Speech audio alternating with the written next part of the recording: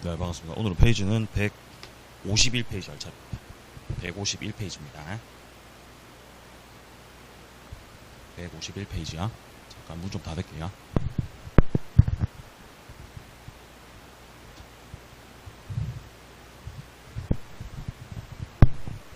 자, 이쪽 파트는 점유자와 회복자 관계인데, 일단 등장인물은 두 사람입니다. 일단 점유자가 있고, 그 다음에 회복자가 있는 거죠. 이 둘 간에 어떤 법률 관계가 끝나버린 겁니다. 자, 예를 들어서 갑이라는 자와 을이라는 자가 있는데, 자, 처음에 매매 계약을 했고, 자, 매매 계약을 원인으로 해가지고 을이 매수인으로서 예를 들어서 건물을 받았다. 건물. 자, 건물을 넘겨받으셨는데 여기서 을이 건물 넘겨받고 사용한 지 한 1년 정도가 시간이 흘렀는데 체결했던 매매가 무효가 될 수 있어요. 자, 이 계약이 무효로가 돼버리면, 무효였다고 밝혀지게 되면 현재 이 건물을 점유하고 있는 건 을이죠. 근데 어쨌든 매매가 무효됐기 때문에 을은 갑한테 건물을 이제 돌려줘야 되는 거죠. 그래서 갑이 회복받을 자, 회복자가 되는 것이고요. 자, 그 다음에 을 같은 경우는 어쨌든 아직까지 반환이 이루어지진 않았기 때문에 점유자가 됩니다. 그래서 이러한 회복자, 점유자 이 둘 간에 세 가지 쟁점이 나오는 게 바로 이쪽 파트인데요. 자, 일단 먼저 첫 번째 의부터 보겠습니다. 현재 소유자가 있고요. 현재 소유자, 갑을 말하겠죠, 갑. 자, 자신의 소유물을 점유할 권리 없이 매매가 무효됐기 때문에 을은 더 이상 정당하게 점유할 본권이 없는 상태입니다. 자, 그 자를 상대로 해서 갑은 을을 상대로 소유물 반환을 청구할 수 있을 겁니다. 자, 그러니까 지금 동그라미 1번에서 말하고 있는 거는 여기서 점유자에게 본권이 있다는 거예요, 본권이 없다는 거예요? 본권이 없는 상태입니다. 이때 적용되는 겁니다. 이때. 자, 그러니까 동그라미 2번 단락입니다. 점유자한테 만약에 본권이 있다, 그런 경우라고 한다면 이쪽 파트 점유자 회복자 관계는 적용되지 않습니다. 자, 여기서 나온 조문은 세 가지인데요. 밑에 2번 밑에 과실 취득권 해가지고 201조가 먼저 나와 있고요. 자, 그다음 넘겨보시면은, 자, 3번에 목적물 멸실 훼손과 관련된 책이 202조. 자, 그다음 오른쪽 가보시면은 점유자의 비용 상환 청구권 203조가 나와 있습니다. 잠깐만요. 마이크 좀 바꿀게요.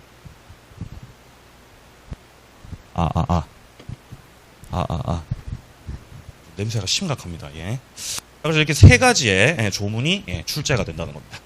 자, 그래서 일단 먼저 첫 번째 과실 취득부터 보겠습니다. 201조. 점유자가 이랑 선의일 때, 선의의 점유자일 때 과실을 취득할 수 있습니다. 자, 2항 내려갑니다. 악의의 점유자 같은 경우는 수취했던 과실을 반환, 돌려줘야 된다는 것이고요. 자, 소비하였거나 과실로 훼손 또는 수취하지 못했다면 그 대가를 보상하시라고 되어 있습니다. 자, 그러니까 1항에서 말하는 거는 선의의 점유자에게 과실 취득권이 있고, 그 다음에 2항 악의의 점유자한테는 과실 취득권이 없다는 말이죠. 그죠? 이 점유자인데 얘가 만약에 선의의 점유자가,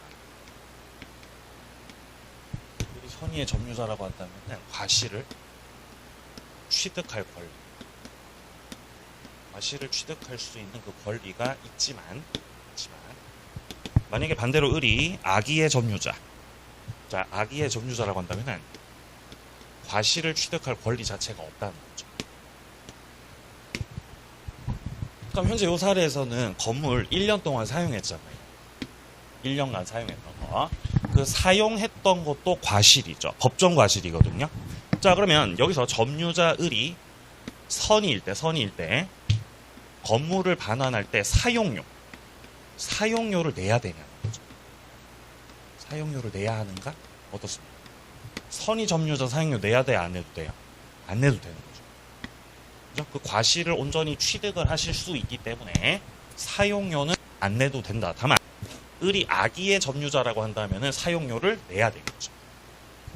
자, 요 정도로 정리가 되겠습니다. 자, 그 다음에 3항 보시면요. 전항의 이규적은 폭력 또는 은비 점유자에 준용한다라는 겁니다. 그래서 폭력 점유자, 은비 점유자, 그리고 악의 점유자 이 세 사람 같은 경우는 과실 취득권이 없다는 거죠. 자, 보겠습니다. 예, 들어도 되겠죠? 자, 내려갑니다. 동그라미 1번 단락부터 보겠습니다. 선의의 점유자란 과실 수취권 포함하는 본권을 갖고 있다고 오신한 점유자. 이 사람은 이제 선의 점유자입니다. 자, 그리고 2번 달랑 내려갑니다. 선의 점유자, 과실 취득권이 있기 때문에 취득했던 과실을 반환하지 않아도 된다는 거죠. 자, 근데 이어서 선의 점유자가 타인한테 만약에 손해를 입혔다 하더라도 여기에 대해서 부당이득 반환 의무는 없다는 거죠. 자, 그러니까 점유자가 선의에 점유자가 선이다라고 나왔어요, 시험에서. 그럼 얘가 과실을 취득해도 되죠. 과실 취득을 할 수 있습니다. 근데 문제는 이 선의 점유자가 과실을 취득하는 과정에서 불법을 저질렀다는 거죠. 자, 그럼 불법 행위를 저질렀기 때문에 이 경우는 과실을 취득해도 돼요? 취득하면 안 되는 거예요? 그래도 취득해도 된다는 거예요. 어쨌든 선의 점유자. 그러니까 선의 점유자가 불법을 저질렀다고 해도 취득했던 과실을 반환해야 되는 건 아니라는 거죠. 과실 취득해도 됩니다. 불법 저지른 거에 대해서는 손해를 배상할 책임이 생기는 거예요. 그래서 불법을 원인으로 손해배상 책임을 지는 거하고 선의 점유자로서 과실을 취득할 수 있는 거는 별개의 문제로 봐야 된다는 거죠. 자, 그래서 손해를 입혔다라 하더라도 지금 세 번째 줄에 나와 있듯이 과실에 대한 어떤 부당이득 반환 의무는 없다는 겁니다. 자, 그 다음에 동그라미 4번도 마찬가지죠. 동그라미 4번이요. 과실 수취권 갖고 있는 선의 점유자라 하더라도 불법 행위 손해배상 책임이 배제되는 건 아니다라는 겁니다.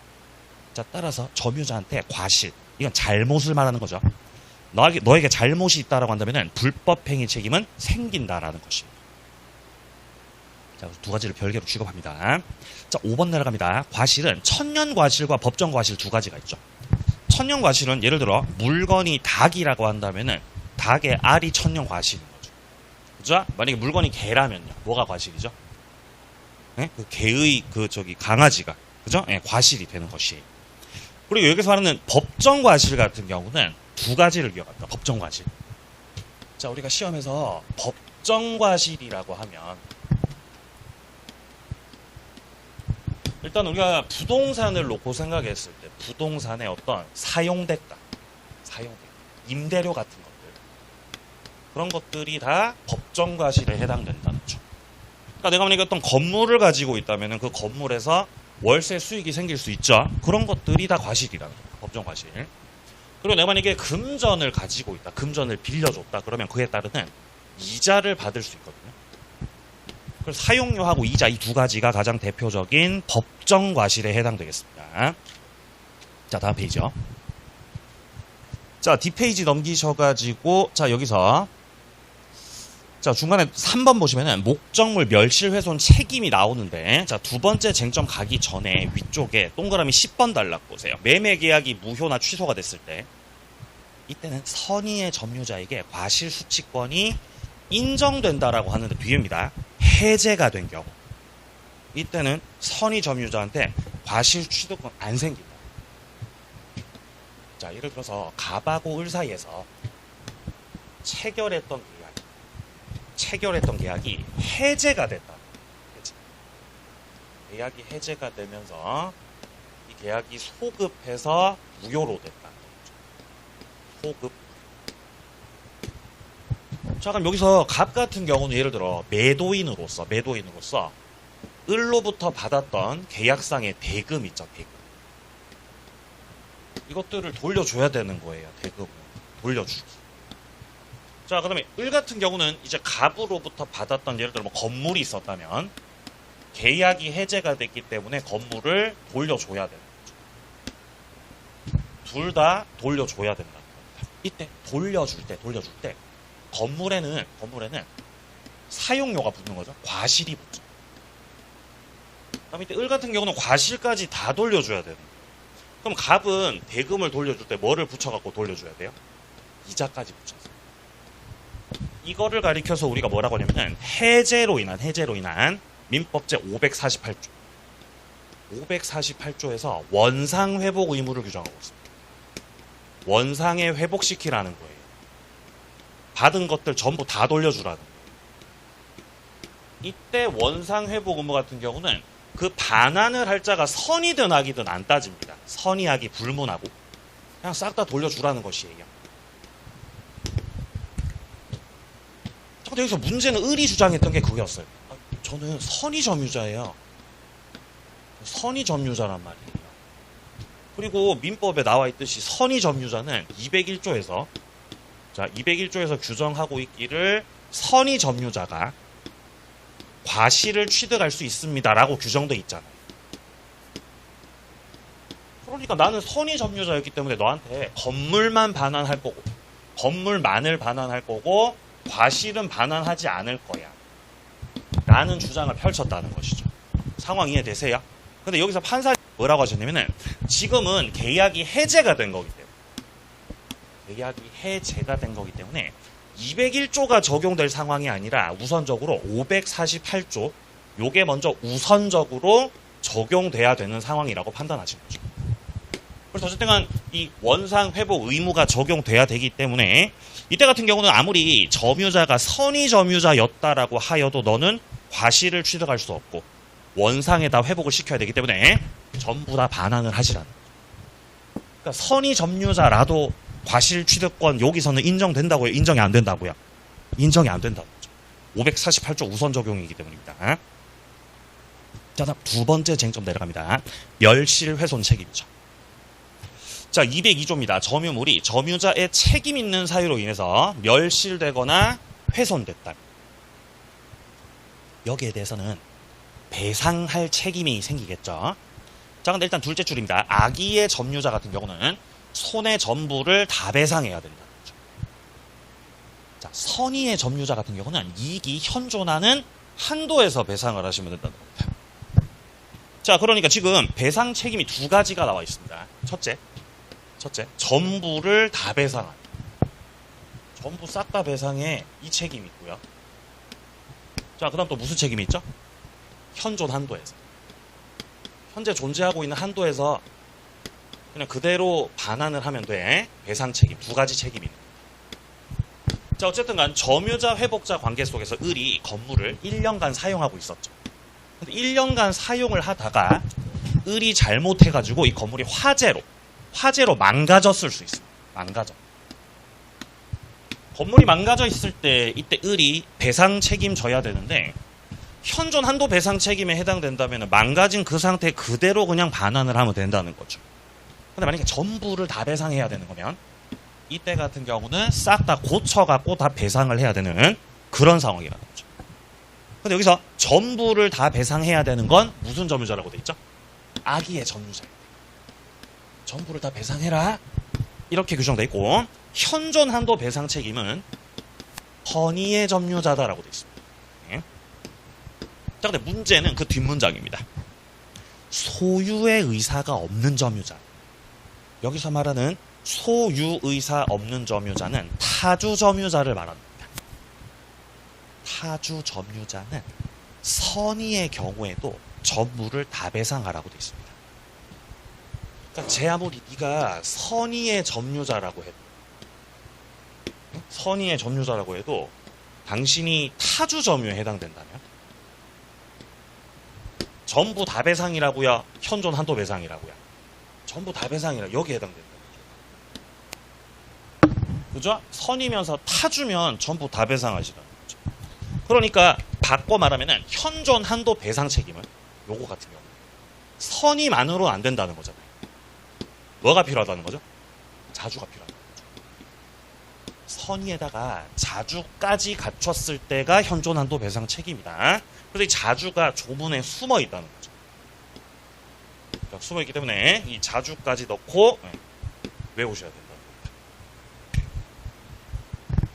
자, 밑으로 내려갑니다.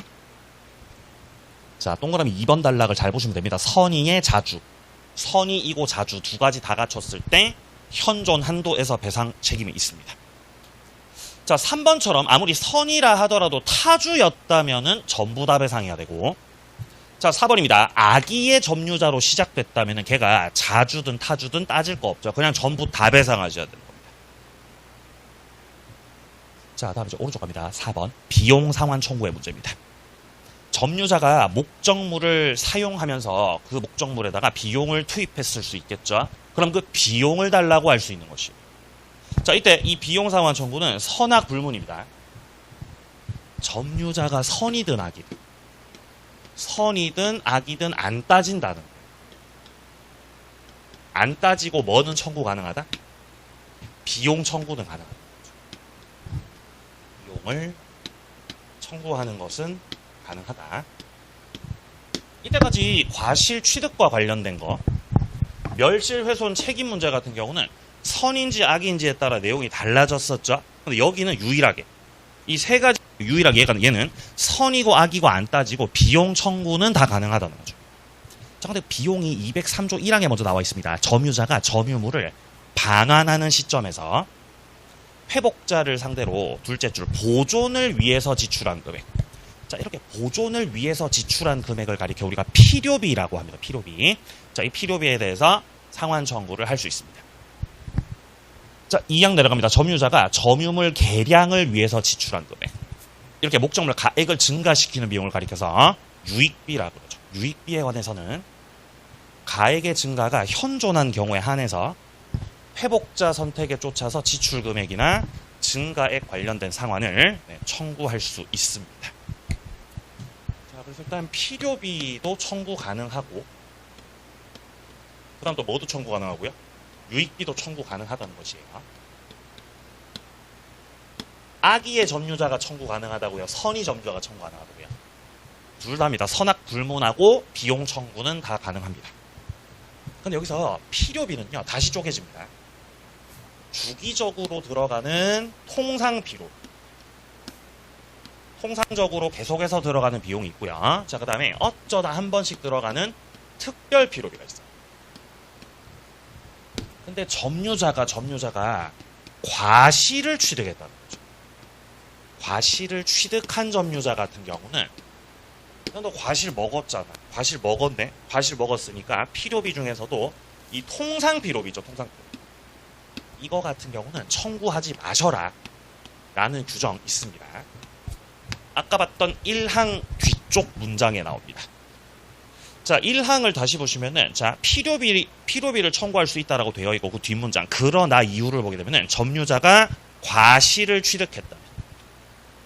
취득했던 경우라고 한다면, 이때 같은 경우는 통상 필요비는 청구를 못한다라는 것이에요. 자, 그러면 과실을 취득했을 때 청구 못하는 거는 통상 필요비를 청구 못하는 거지. 나머지 다른 비용들 같은 경우는 청구가 가능하다로도 정리가 돼야 됩니다. 과실을 취득했더라도 유익비라든지 특별 필요비라든지 이런 것들은 청구할 수 있다고요, 없다고요? 있다는 거죠. 자, 3항 내려갑니다. 전항의 경우. 여기서 전항은요, 유익비를 말하는 겁니다. 유익비는 법원에서 회복자 청구에 따라 상당한 상환기간 허여를 할 수 있습니다. 상환기간 허여. 여기서 허여의 뜻이 뭐였죠? 기간 유예시키는 거죠. 기간을 유예시키는. 기간을 유예시켜버리면은 뭐가 성립할 수 없죠? 유치권 성립할 수 없습니다. 세 가지 단어를 기억합니다. 유익비. 필요비는 상환기간 허여가 안 돼요. 유익비에 대해서만 상환기간 허여를 할 수 있고, 상환기간 허여의 뜻은 변제 기한을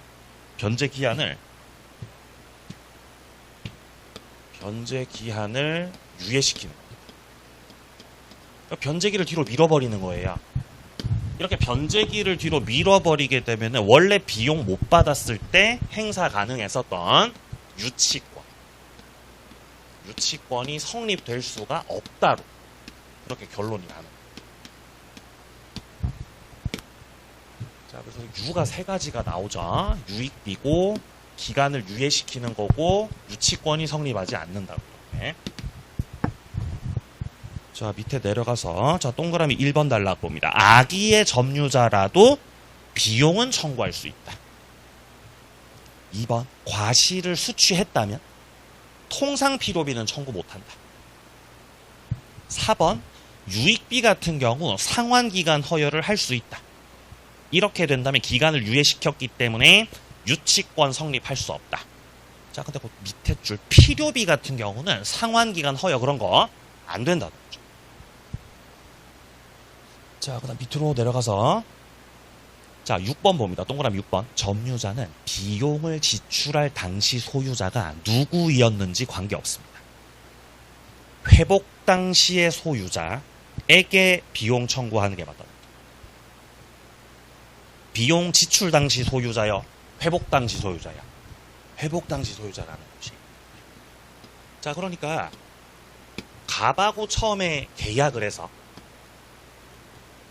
을이 목적물을 예를 들어 뭐 샀다. 에? 건물을 샀어요.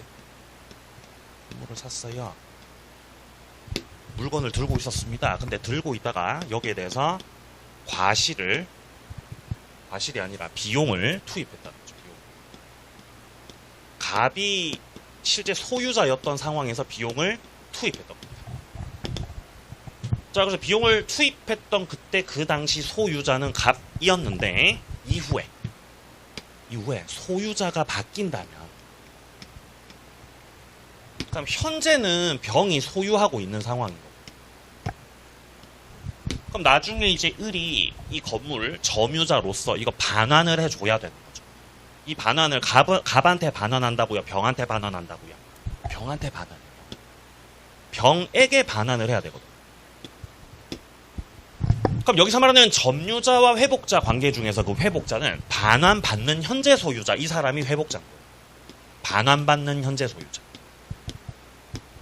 자, 그렇기 때문에 이 비용 청구를 할 때 갑을 상대로 비용 청구하는 게 아니라 현재 소유자, 즉 이 회복자를 상대로 하여서 비용 청구를 할 수 있다라는 내용입니다. 자, 그럼 뒤로 가서 문제 좀 풀겠습니다. 2번 문제, 예제 2번 문제 풀어볼게요. 점유자와 회복자 관계입니다. 옳은 것은. 자, 1번 선답부터 점유자 책임 있는 사유로 멸실됐죠. 근데 선의의 타주라고 나왔잖아요. 그럼 현존 이익 한도 배상이에요? 전부 다 배상이에요? 전부 다 배상이죠. 타주가 들어갔으니까요. 틀렸죠.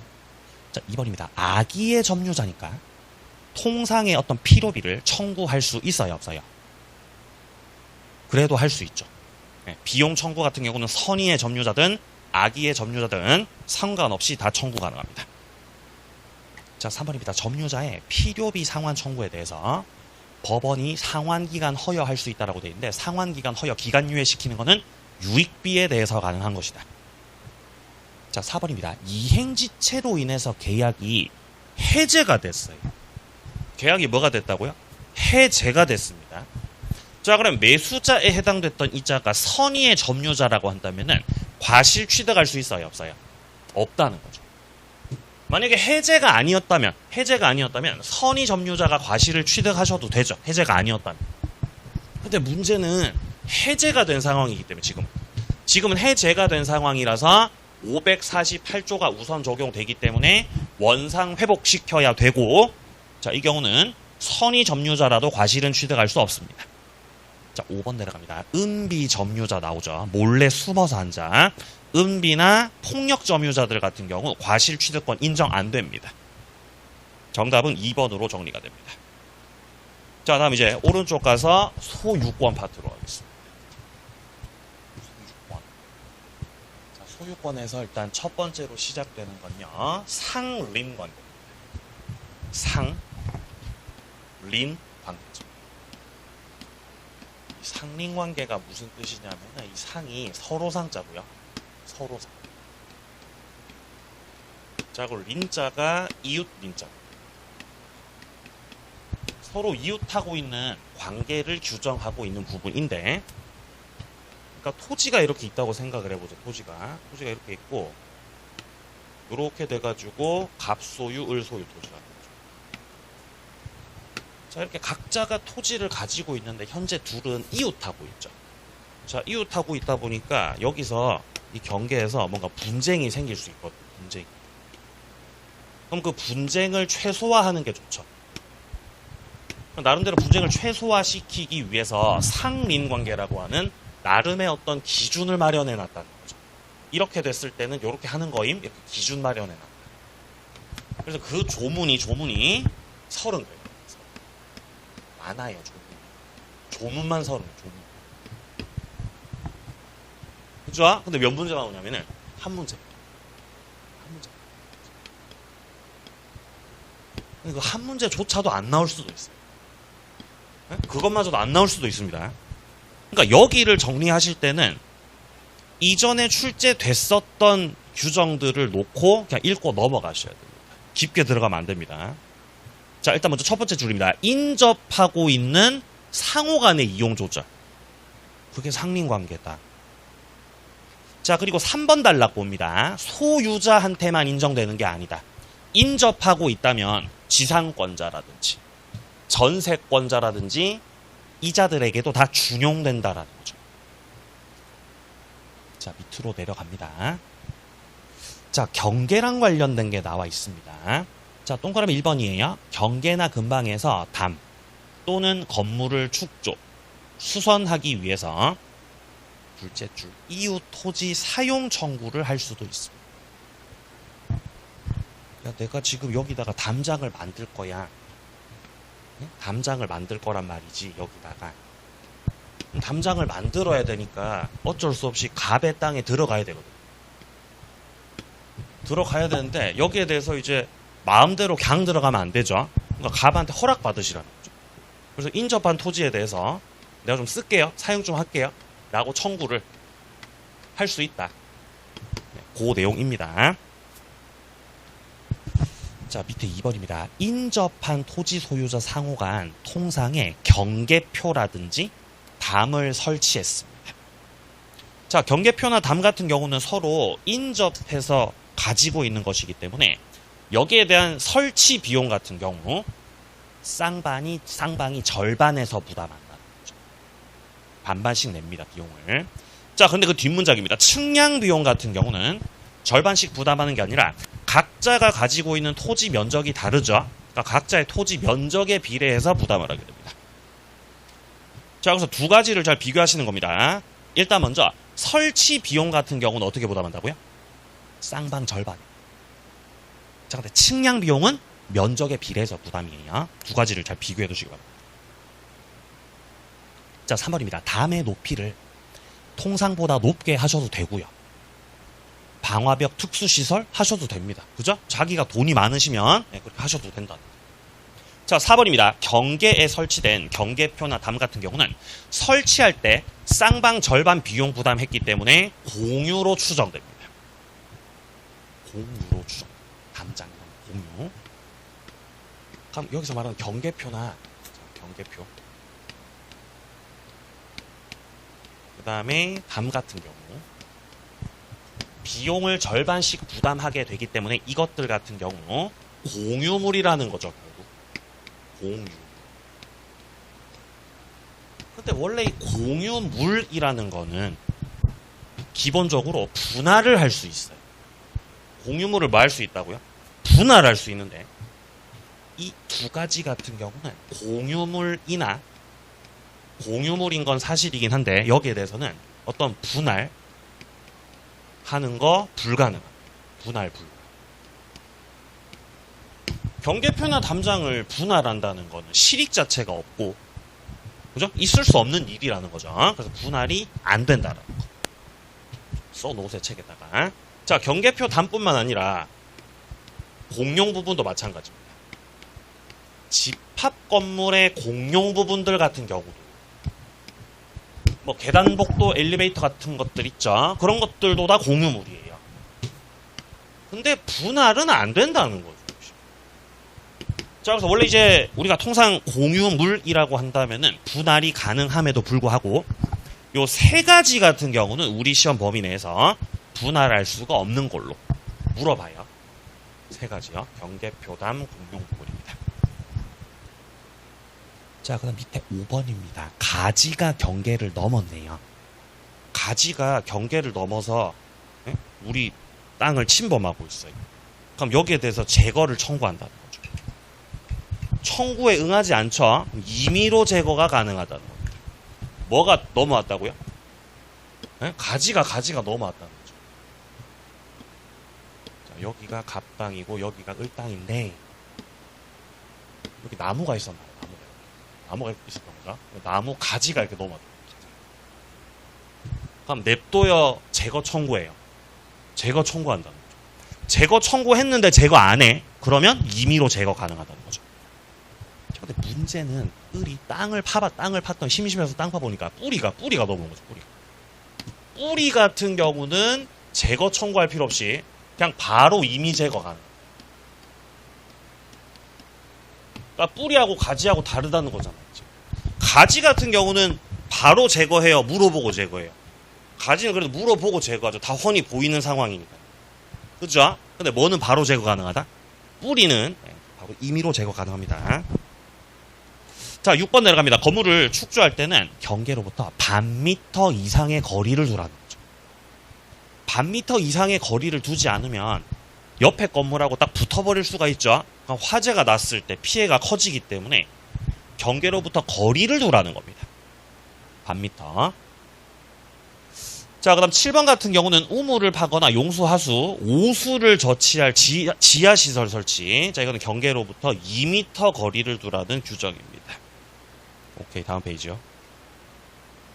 자, 156페이지 보시면 이제 주의토지 통행권이 나와 있습니다. 주의토지 통행권. 여기 같은 경우는 상린관계 중에서도 단독 문제로 출제될 수 있는 가장 비중이 높은 부분입니다. 그래서 이제 이 왼쪽에 주의토지 통행권, 오른쪽에 주의토지 통행권, 요 한 페이지를 이루고 있는 이 주의토지 통행권으로 아예 한 문제가 나올 수도 있고요. 아니면 이것들하고 앞에 봤었던 내용들 있죠. 이런 거, 경계 관련된 상린관계 이런 거 조금씩 섞어가지고 나올 수도 있는 거죠. 자, 보겠습니다. 주의토지 통행권. 자, 219조입니다. 어느 토지와 공로 사이에서 그 토지 용도에 필요한 통로가 없다고 되어 있습니다. 통로가 있다고요? 통로가 없다고요? 통로가 없어요. 맹지라는 뜻입니다. 현재 맹지라는 거죠. 통로가 없다는 거예요. 땅이 이렇게 있는데 땅이 이렇게 있고 길이 이렇게 있는 거죠. 자, 여기를 갑소, 여기를 을소고요. 근데 주변이 다 산으로 둘러싸여 있다 보니까 갑의 입장에서 이 공로로 빠져나가기 위해서는 을땅을 밟을 수밖에 없다는 거죠. 그래서 이렇게 필요하다면 통로도 만들어가지고 갑이 왔다 갔다를 해도 된다는 거예요. 이런 걸 가리켜서 주의 토지 통행권이라고 하는 거죠. 그래서 갑이 통행권자라.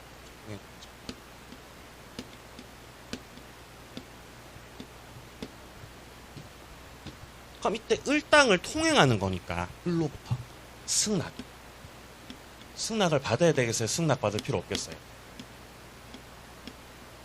승낙 안 받아도, 아니 이게 말이 됩니까? 승낙을 받아야지 통행할 수 있는 거 아닌가? 아니, 승낙 안 받아도 됐다는 거죠. 승낙 필요 없어요. 왜 이렇게 돼 있냐면 얘가 놀부일 수 있잖아. 을이 놀부일 수 있죠. 놀부.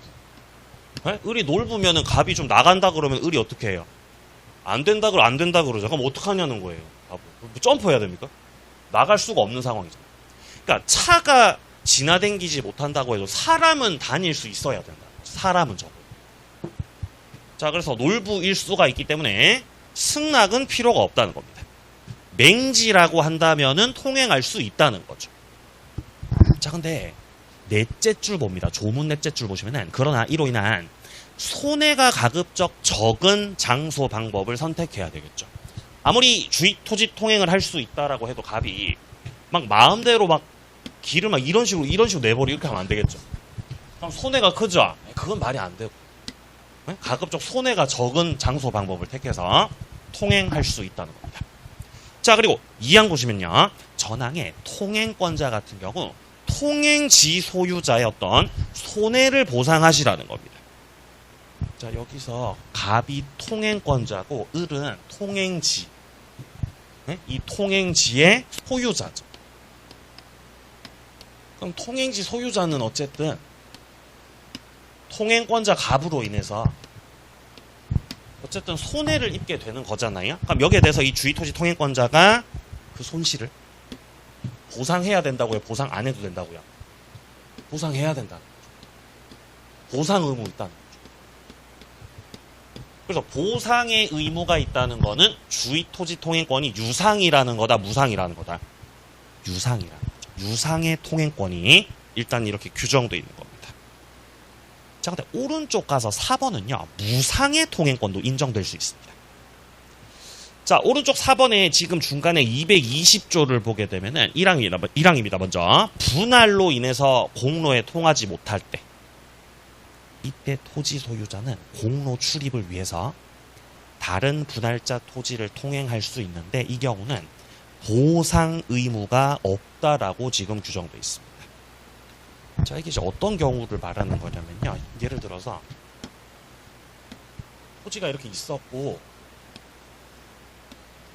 이렇게 용주도 있었고 여기가 갑당, 오른쪽이 을당이 있어요. 근데 갑당이 맹지다 보니까 통로를 만들어서 왔다 갔다 통행을 하고 있었다는 거죠. 자, 이렇게 하고 있었는데 알고 봤더니 이 왼쪽 땅이 갑하고 병하고 둘이서 공유하고 있던 땅이었고 공유하고 있던 땅이 분할될 수가 있습니다. 토지가 분할이 되거나 아니면 갑이 땅을 잘라서 일부를 병한테 팔 수도 있죠. 그래서 분할이나 일부 양도의 경우 이로 인해서 병은 기존 통로로 빠져나가면 되죠. 근데 갑은 다시 맹지가 됐다. 난 다시 맹지예요. 어떡할 거냐. 나도 나가야 돼요. 근데 여기서 갑이 만약에 통로를 이렇게 만들어버리면 그럼 을이 열받잖아. 그죠? 내 땅이 여기서 공원도 아니고. 그럼 나중에 너네들 또 분할하면 또 새로 또 길 트겠네? 열받죠? 그래서 이렇게 하지 말라는 거죠. 그러니까 이런 식으로 하지 말고 기존의 통로를 최대한 활용하기 위해서는 갑이 병 땅으로 갔다가 이렇게 가시라는 거죠. 요렇게 가시라는 거죠. 자, 이렇게 하는 대신에 갑이 병 땅 밟을 때는 공짜 통행권을 인정해 주겠다. 그래서 이러한 무상 통행권 규정을 두고 있다는 겁니다. 지금 2항 보시면은 전항의 규정은 토지 소유자가 토지 일부를 양도한 경우에도 준용시킨다라고 돼 있죠. 그래서 무상 통행권에 그 사유가 지금 뭐랑 뭐가 있다는 거죠? 토지가 뭐가 됐을 때? 분할됐을 때. 네? 토지가 일부 양도가 있었을 때. 그로 인해서 맹지가 되었던 경우라고 한다면은 그때 같은 경우는 무상의 공짜 통행권을 인정받을 수 있다는 겁니다. 자, 그래서 동그라미 밑에 1번 단락에서요. 일단 첫째 줄 끝에 토지의 분할 또는 일부 양도가 무상 통행의 사유고요. 자, 그리고 2번 단락 내려갑니다. 무상 통행권은 직접 분할자와 일부 양도의 당사자 사이에서만 적용되는 것이다. 당사자끼리만 적용된다는 겁니다. 자, 둘째 줄에서 말하고 있는 승계인한테까지는 무상의 통행권을 인정해 줄 수 없다는 거죠. 그러니까 이제 갑이 병 땅 밟을 때는 무상 통행권 인정이 된다는 거죠. 왜냐면 갑은 분할이나 일부 양도의 병과 당사자 관계거든요. 당사자. 근데 만약에 갑이요, 현재 소유하고 있던 이 땅을 다른 사람한테 팔 수도 있잖아요. 갑이 정한테 팔았어요. 그럼 정은 승계인이잖아요. 그럼 승계인 정 같은 경우는 이 땅 맹지라는 거 알고 샀어요? 모르고 샀어요? 알고 산 거죠? 너한테는 무상통행권이라고 해요. 넌 유상통행이라고요. 다시 유상통행으로 돌아간다. 그러니까 무상통행은 당사자 관계 속에서만 인정되는 것이다. 라는 거죠. 자, 다시 왼쪽 갑니다. 이제 유상통행권 관련된 판례들 한 개씩 좀 보죠. 자, 동그라미 1번 단락입니다. 주의토지 통행권은 통로가 없는 경우에 인정됩니다. 첫째 줄 끝에 통로가 없는 경우. 통로가 없다는 게 바로 맹지일 때 인정된다라는 말입니다, 지금. 자, 그 다음에 2번 단락입니다. 둘째 줄, 이미 기존에 통로가 있다라고 돼 있습니다. 통로가 있다고요? 통로가 없다고요? 통로가 있다고, 통로가요. 이렇게 통로가 있는 거죠. 이렇게 통로가죠. 통로가 있네, 통로가. 통로가 있다는 거는 갑이 갖고 있는 땅이 맹지라는 거다, 맹지 아니라는 거다. 맹지 아니라는 거잖아요. 그럼 맹지 아니니까 통행권으로 가는 게 맞아요? 통로로 가는 게 맞아요? 통로로 가는 게 맞죠. 이 경우는 주의 토지 통행권 인정 안 된다는 거예요.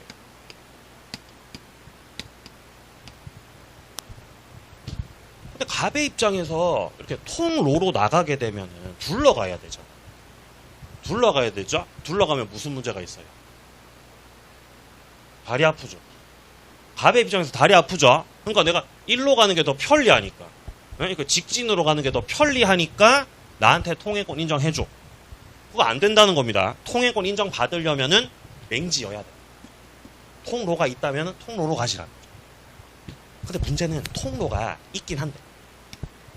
통로가 있긴 한데 여기가 이용에 부적합하다고 지금 나오죠.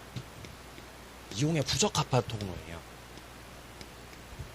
길이 제대로 안 닦여 있다는 거죠. 막 여기 막 지뢰 깔려 있고. 지뢰 깔려 있습니다, 지금. 그럼 이용할 수 있어요? 이용에 부적합해요? 이용에 부적합하. 통로가 있지만 이용에 부적합하니까 통로로 가는 게 맞다? 통행권으로 가는 게 맞다? 통행권으로 가는 게 맞다는 거죠. 그러니까 제 아무리 여기서 말하는 판례는 통로가 있더라도 둘째 줄 통로가 있더라도 그것이 이용에 부적합하고 실제 통로로서의 기능을 하지 못하고 있는 경우에는 주의 토지 통행권 인정을 해주겠다는 판례죠, 지금.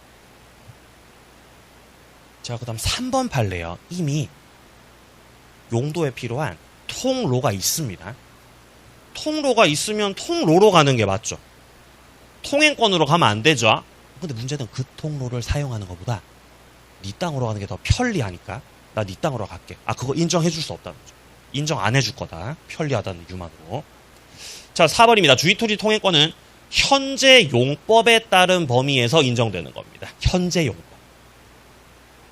둘째 줄처럼 장차 이용 상황까지를 미리 대비해가지고 정하고 그러면 안 된다. 현재 용법에서 최소한도로 인정시켜줘야 된다라는 겁니다. 자, 그 다음 6번 내려갑니다. 주의토지 통행권은 지역권과는 다르게 항상 특정 장소로 고정돼 있다는 건 아니라는 거죠. 조금씩 옮겨서 통행할 수도 있어야 된다. 그런 말이에요.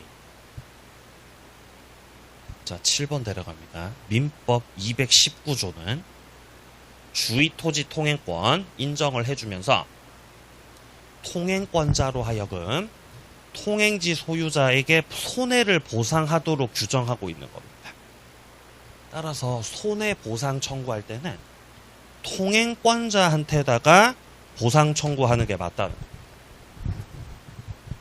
자, 그러니까 여기서 을은 통행지 소유자 을은 보상을 받으셔야 돼요.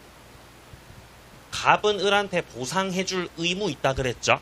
자, 그러면 보상의 의무가 있다는 거는 바꿔 말하면 을이 통행권자를 상대로 해서 이 손해와 관련된 보상을 청구할 수 있다는 말이 되는 거죠. 근데 그 보상 청구를 저 갑한테다가 해야 된다는 거예요. 통행권자 갑한테. 갑이 여기서 식당을 해요, 식당을. 저기서 식당하고 있어요, 식당을. 여기 식당 하니까 식당 손님들이 왔다 갔다 할 거 아니에요, 식당 손님. 응? 식당 손님들 왔다 갔다. 을이 식당 손님들 왔다 갔다 할 때마다 앞에 서가지고 통행료 500원입니다. 예? 그렇게 하면 돼야 안 돼요? 안 된다는 거죠. 보상 청구를 식당 손님들한테 청구하는 게 맞다? 통행권자 갑한테 청구하는 게 맞다? 예? 갑한테 청구하시라는 거죠. 그러니까 지금 여기서 말하는 둘째 줄에 굵은 글씨 통행권자로부터 뭔가 허락을 얻어가지고 사실상 통행을 하고 있는 자들. 예를 들면 식당 손님들. 그분들께 보상 청구를 할 수는 없다는 거죠. 자, 8번으로 갑니다. 주의 토지 통행권. 이 상린관계 같은 경우는 소유자한테만 적용되는 게 아니라 그랬죠. 둘째 줄. 지상권자라든지 전세권자들한테도 상린관계가 인정이 되거든요. 그러니까 얘네들도 주의 토지 통행을 할 수 있다는 겁니다. 자, 근데 지금 셋째 줄에 뭐 불법으로 점유하는 자, 뭐 명의 신탁자 이자들한테는 통행권 인정 안 됩니다. 자, 9번으로 내려갑니다. 주의 토지 통행권이 발생했다고 해도 나중에 공로가 개설됐다는 거죠. 여기를 싹 지뢰를 다 없애고 공로가 들어섰다는 거죠. 이렇게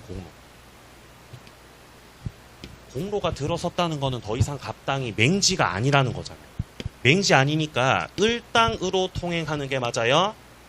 바로 나가는 게 맞아요? 네? 그냥 바로 나가시면 되죠. 이제. 맹지 아니죠 이제. 그러니까 통행권 이제 없어진다는 거예요. 공로가 개설됨으로써 통행권 인정할 필요성이 없어졌다. 그러면 통행권은 소멸된다. 끝난다. 없어지게 됩니다. 자, 여기까지 상린관계 내용들 다 살펴봤고요. 158페이지 오시면 이제 취득 시효 나오죠. 여기서부터는 조금 쉬었다가 이어서 가도록 하겠습니다.